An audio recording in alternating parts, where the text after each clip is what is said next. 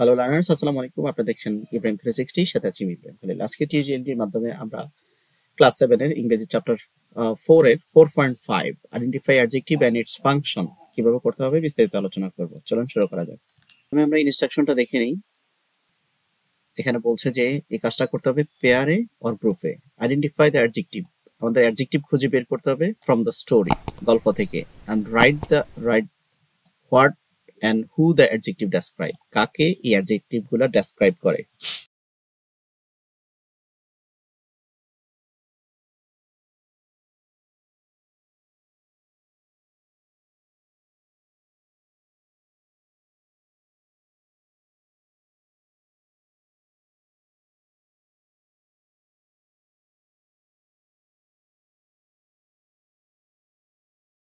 আহ, কাকে ডেসক্রাইব করে, and was is done for you, একটা তোমার জন্য করা আছে। যেমন এখানে আমাদের গল্প থেকে অ্যাডজেক্টিভ গুলো আমরা প্রথমে তালিকা করলাম, এভাবে আমরা গ্রিড করতে পারি।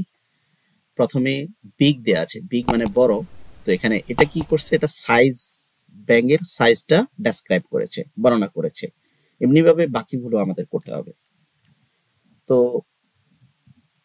স্মল, স্মল বলতে ছোট। তো এটা কি করেছে, কোনটা ছোট কি ছোট, এটা হচ্ছে পুকুরের সাইজ বোঝানোর জন্য, পন্ডের সাইজ বোঝানোর জন্য স্মলটা ব্যবহার করা হয়েছে। Large, describe the size of the frog. Large sheep অথবা অক্স, আমরা এটাকে অক্স দিতে পারি। Describe the size of the ox. তারপর হচ্ছে এনর্মাস, বড়, এখানে বেশি। এনর্মাস মানে বিশাল বা বেশি। ভলিউম অফ ব্রেথ, ঠিক আছে, বা ভলিউম অফ ওয়াটার। তার হিউজ, হিউজ মানে সাইজ অফ অক্স।